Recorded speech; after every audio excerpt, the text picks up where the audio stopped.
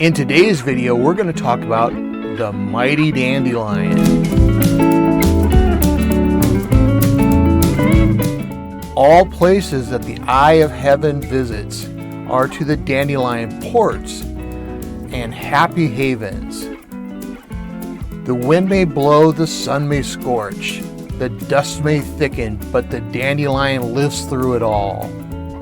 It has remarkable perfection of structure and has attained great success as a plant, having found its way to almost every part of the world. Nature Study Lessons seasonally arranged by J.B. Phelp, M.A., Cambridge University Press, 1916.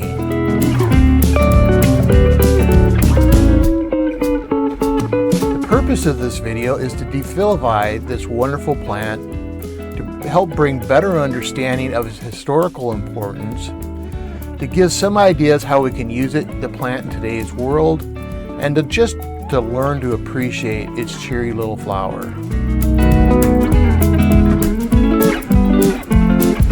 General description: the leaves are 2 to 10 inches long, lobed and toothy in appearance, forming a rosette above a central taproot. The rosette may produce several flowering stems at a time. The flower heads are yellow, orange in color, opening during the daytime and closing at night. Flower stems are hollow with a single flower structure, rising 3+ inches above the leaves. Stems and leaves exude a white milky latex when broken. The flower heads mature into a spherical seed head, white and fluffy in appearance. Seeds are dispersed by the wind and children having fun. The family Asteraceae includes sunflowers, daisies, lettuce and artichokes, dandelions, and 32,000 other flowering plants. Plants in this family do not produce a true flower. Instead, they produce a flower-like structure called a composite flower, or concapitula. This flower structure consists of hundreds, sometimes thousands of tiny flowers named florets, and are enclosed by a whorl of protective vacuolar brackets. The genus Taraxacum, which is the dandelion, there are 250 dandelion species in this genus. We're mainly only going to talk about 2. The English name dandelion is a corruption of the French dent de lion, meaning lion's tooth, referring to the coarsely toothed leaves. Dandelions are thought to have evolved about 30 million years ago in Eurasia. They were well known by Egyptians, Greeks, and Romans, and are recorded as being used in Chinese traditional medicine. They were probably introduced to North America by early settlers as food and medicine. Raw dandelion greens contain high amounts of vitamin A, C, K, and are moderate sources of calcium, potassium, iron, and manganese. Raw dandelion greens are 86% water, 9% carbohydrates, 3% protein, and 1% fat. Before the 20th century, people used to weed grass to leave room for their dandelions. It is believed that the increased popularity of lawns and chemical companies looking to make a buck is why we consider them weeds today.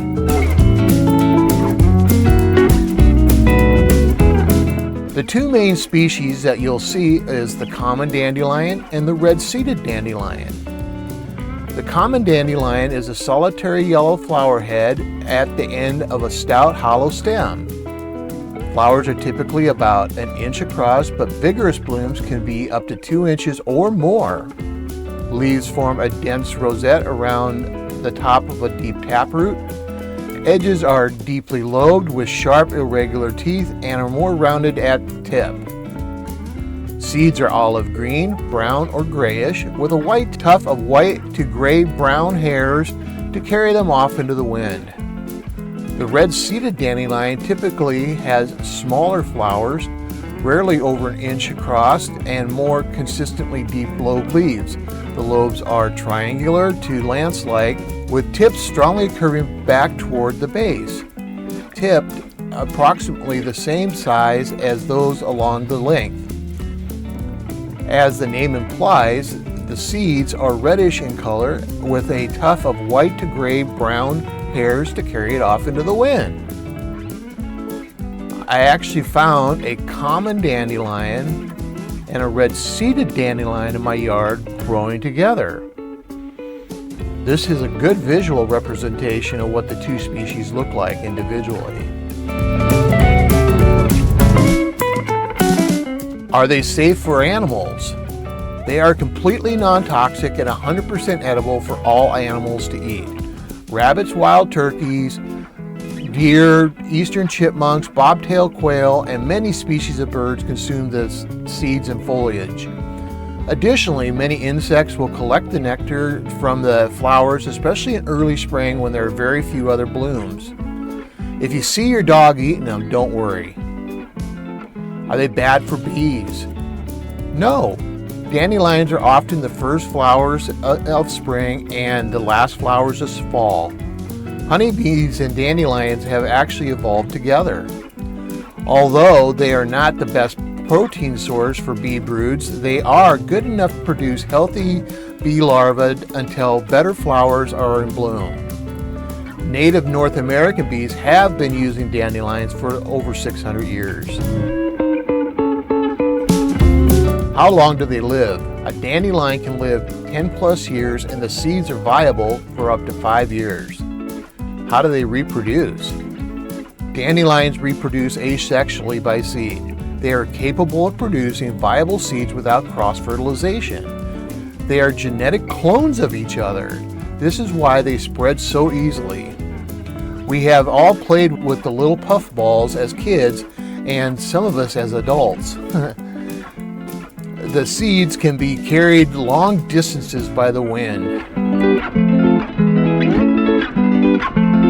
Are they bad for my garden and lawn? Yes and no. Dandelions have long taproot that can reach 15 feet or 4.5 meters in length. Those taproots can break up clay and hard-packed soils, making them better suited for planting.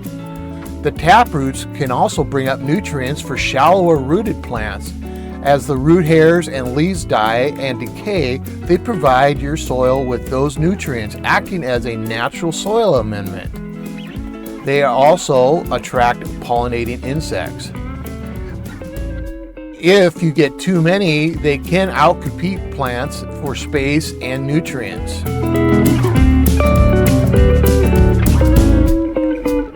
What else can they be used for?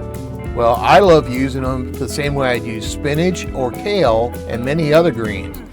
They're wonderful cooked in butter and a bit of salt and pepper. Of course, never eat them if they've been sprayed. This ramen soup used dandelion greens as one of the ingredients. They're supposed to make a good wine. I don't drink, so I'll never know for sure. But if you've tried dandelion wine, let me know in the comments. Dandelion honey is something I just learned about, and it's something I plan on trying to make this year. It's supposed to be a sweet honey substitute made from the flower. During World War II, it was looked into as a way to make natural rubber from the latex that it produces. Research into the dandelion rubber root as a renewable source of natural rubber is ongoing. Inulin is a natural sugar that the root produces.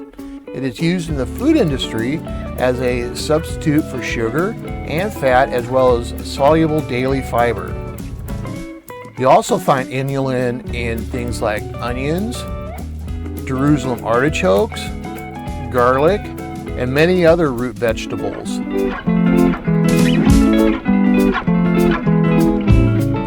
The root can be dried and used to make a caffeine coffee-like beverage.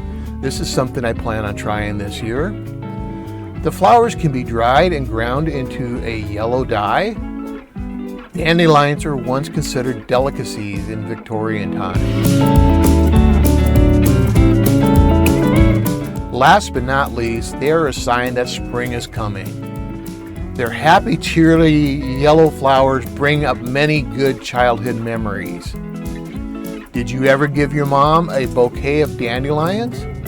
Or make a necklace from the stems? Maybe you popped the head off at your brother or made your sister's forehead yellow. Of course you did.